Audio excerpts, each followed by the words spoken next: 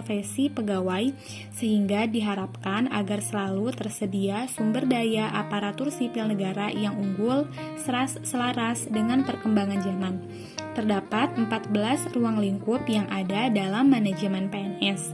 Salah satu contohnya yaitu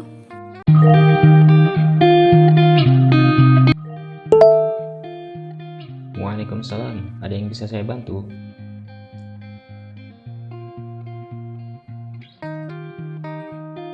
Mohon maaf Bapak, saat ini untuk penerimaan calon pegawai negeri sipil dilakukan secara transparan dan objektif sesuai dengan agenda reformasi birokrasi dan Undang-Undang ASN. Untuk pelaksanaan sendiri akan diinformasikan secara terbuka perihal adanya seleksi calon PNS kepada masyarakat luas, sehingga semua warga negara Indonesia yang memenuhi persyaratan berhak melamar menjadi PNS tanpa dipungut biaya apapun. Untuk pendaftaran calon PNS terintegrasi secara daring Pak, melalui situs SSC ASN milik BKN. Seleksi pengadaan PNS terdiri dari seleksi administrasi, seleksi kompetensi dasar, dan seleksi kompetensi bidang melalui sistem komputer assisted test.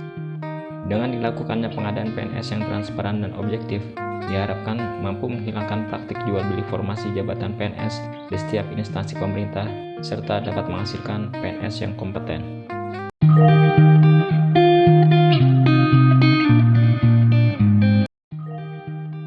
dalam hal mendukung transformasi sumber daya manusia, khususnya di bidang pertanian, Dinas Pertanian Kabupaten Lebak melalui jalur pendidikan kepada para penyuluh pertanian untuk meningkatkan kapasitas PNS yang berbasis pengembangan kompetensi, yaitu dengan adanya pemberian tugas belajar yang dilakukan secara selektif, objektif, efisien, dan transparan. Penugasan PNS dalam tugas belajar merupakan kebutuhan daerah melalui mekanisme seleksi yang tepat dan transparan serta diusulkan oleh Kepala Perangkat Daerah kepada pejabat pembina kepegawaian. Pembiayaan tugas belajar ditanggung oleh pemerintah pusat atau pemerintah daerah. Biasanya untuk tugas belajar selalu ada pemberitahuan dari instansi pusat atau dari sekdanya.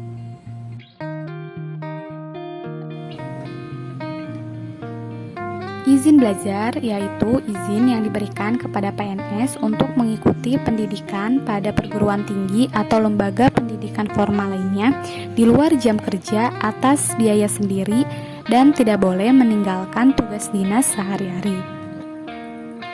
Pegawai yang ingin mengikuti izin belajar bisa mendaftar ke perguruan tinggi yang berakreditasi B, contohnya seperti Universitas Terbuka. Kita bisa melakukan pendaftaran online melalui web Universitas Terbuka, kemudian klik registrasi calon mahasiswa, dan silahkan lakukan peregistrasian dengan mengisi beberapa icon.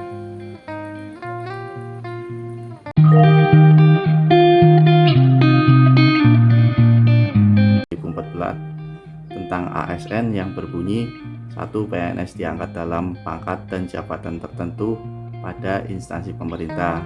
Yang kedua, pengangkatan PNS dalam jabatan tertentu sebagaimana dimaksud pada ayat 1 ditentukan berdasarkan perbandingan objektif antara kompetensi, kualifikasi, dan persyaratan yang dibutuhkan oleh jabatan dengan kompetensi, kualifikasi, dan persyaratan yang dimiliki oleh pegawai. Untuk kompetensi yang dimaksud dalam pasal tersebut, saya selaku penguji kendaraan bermotor memiliki sertifikat yang disahkan oleh Kementerian Perhubungan. Sertifikat ini hanya bisa didapat oleh penguji yang sudah memiliki kualifikasi di bidangnya. Kemudian kualifikasi yang dimaksud adalah dapat mengoperasikan semua alat uji kendaraan bermotor serta menguji kendaraan bermotor tersebut. Seperti foto yang di atas, saya sedang melakukan pengujian ketebalan asap kendaraan yang diatur dalam Permen LH nomor 35 tahun 1993 mengenai ketebalan asap kendaraan harus kurang dari 50%. Jadi persyaratan yang dibutuhkan untuk menjadi seorang penguji kendaraan bermotor sudah terlaksana dan terpenuhi dengan baik.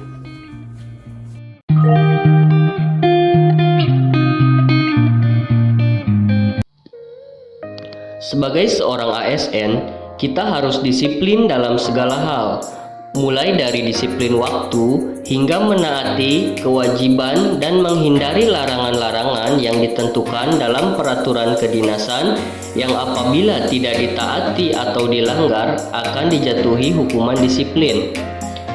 Bagi saya yang bekerja di instalasi radiologi Rumah Sakit Umum Dr. Aji Darmo, selalu datang tepat waktu, menggunakan seragam yang telah ditentukan, menggunakan alat proteksi diri dan pelindung diri, serta mengecek semua alat radiasi dalam keadaan baik dan dapat digunakan untuk pemeriksaan pasien, merupakan sebuah kewajiban yang harus dijalani sebagai wujud kedisiplinan seorang ASN. Tentunya bukan hanya kedisiplinan, tapi ini juga merupakan salah satu langkah proteksi radiasi bagi pasien maupun petugas itu sendiri. Karena radiasi tersebut jika tidak dipergunakan dengan baik dan benar dapat membahayakan pasien, masyarakat maupun petugas itu sendiri. Pemerintah pun telah mengatur tentang kedisiplinan PNS, yaitu dalam PP nomor 94 tahun 2001, yang mana tujuannya pemerintah mengeluarkan peraturan tentang disiplin PNS adalah untuk menjaga tata tertib dan kelancaran tugas PNS itu sendiri, sehingga dalam menjalankan tugas pokok dan fungsinya dapat berjalan semestinya, dapat mendukung pembangunan di Indonesia.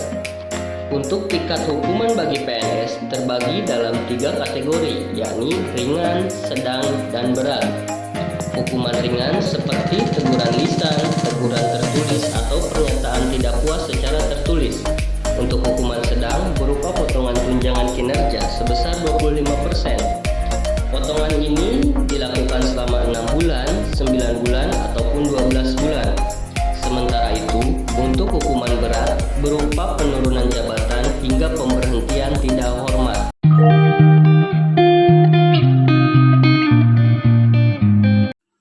Pak Dede lagi ngerjain apa? Pak Ade, ini lagi ngerjain pengajuan gaji PNS nih Pak. Oh, emang udah pengajuan ya tanggal sekarang? Sekarang udah akhir bulan, jadi udah waktunya ngajuin gaji lah. Terus untuk proses pengajuan gaji juga lumayan panjang, dari mulai membuat template dan menguploadnya ke sistem SIPD. Terus kita membuat SPP, terus verifikasi SPP juga. Terus selanjutnya ke SPM. Nah, dari SPM itu kita langsung verifikasi ke BKAD. Dan dari situ tinggal nunggu dah pencairan. Proses pengajuan pembayaran gaji dari mulai pembuatan SPP sampai dengan SPM. Untuk verifikasi SPM sampai dengan verifikasi SP2D itu dilakukan oleh pihak BKAD. Oke, sekarang kita mulai proses pengajuan gaji. Kita mulai dari mengisi template gaji. Ini cara-caranya. Terus kalau sudah mengisi template dan upload, lanjut ke SPP, pembuatan SPP. Dari sini terlihat nominal angka yang akan dicairkan. Untuk tanggalnya tanggal hari ini, Dan untuk bulannya bulan hari ini juga.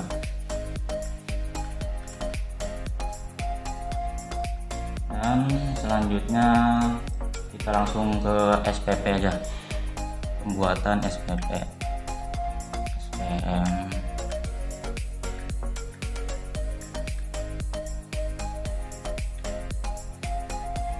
Kita ganti akun.